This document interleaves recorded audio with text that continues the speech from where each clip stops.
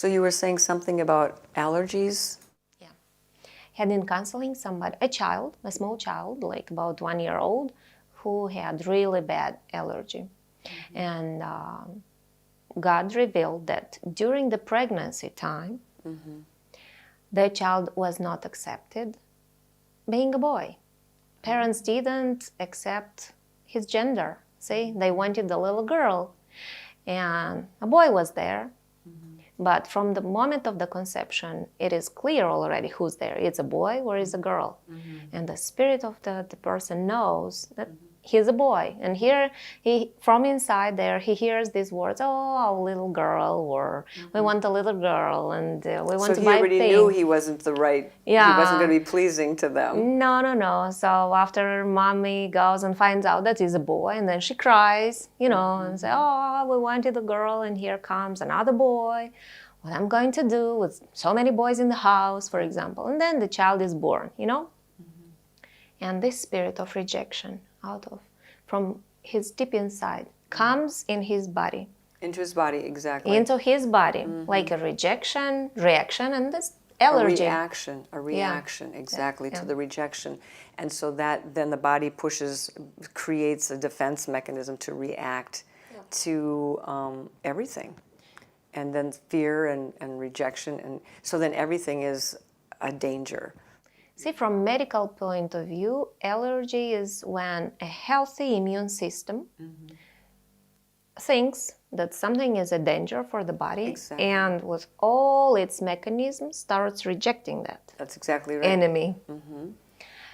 So that's right. It's called a compromised immune system. So and it comes on the body like rashes or running nose or itching body, Because that's the oversecretion of the chemicals, the histamines or the adrenaline. That causes the body to become defensive. And your body then is fighting something that's not even its enemy, but it's already been taught to fight and resist and protect itself. So and it's rejection too, you see? When the immune system rejects something like its enemy. So that little boy was inside of the womb, and he was rejected for being a boy. And that rejection from inside of him was showing into his body later on, after he was born, like an allergy in his body. So what did you do then?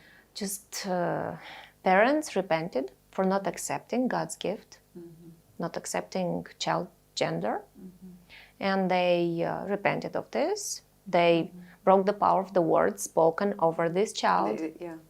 They repented for believing a lie. They repented for believing a lie, yes. They broke all the agreements that they had with the enemy. Yeah, that's so true. People don't realize these things, how subtle they are, how powerful these agreements are when we make an agreement with the enemy. And there are many ways we can make an agreement. We make it through, most of the time in the birth process in the womb, it's a subconscious agreement that we don't even realize. For example, when children are being born, there's many things that can happen. And this is a critical moment. So the enemy knows this is a critical entry point moment. So whatever he was trying to do in the womb, he's going to try to increase. But if there was, for example, in the bloodline, if there was difficulty in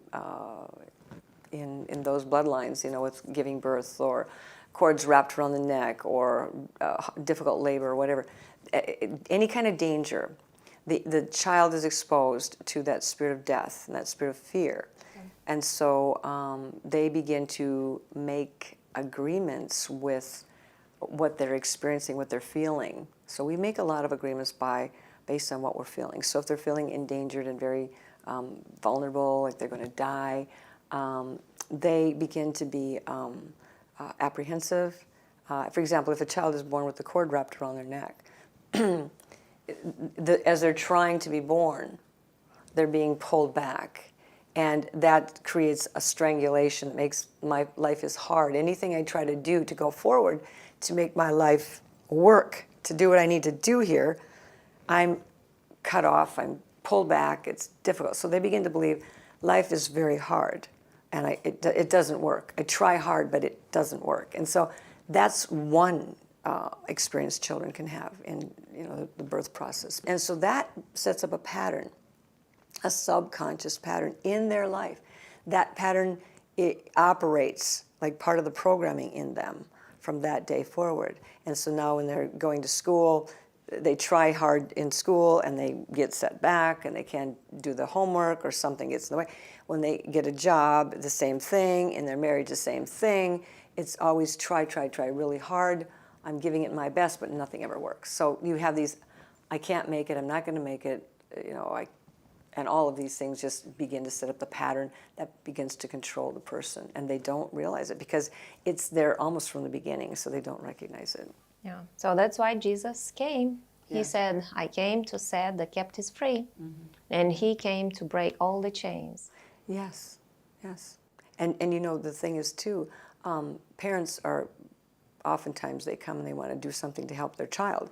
And so the best thing you can do is if you're the mother or the father, you can go back and you can do business to repent or confess those sins and release the blessing on the child by just simply confessing the sin yourself. Because I had one just recently that her child, even to this day, has tremendous asthma problems. It happened in the birth process. The Lord took mother back to the place where the doctor pushed really, really hard on the mother, and she couldn't breathe.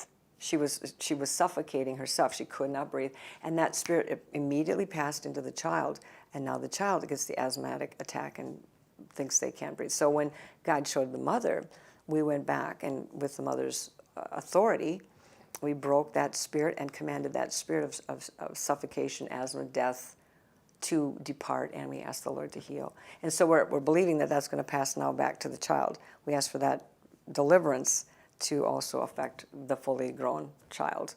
She will also be free from the asthma.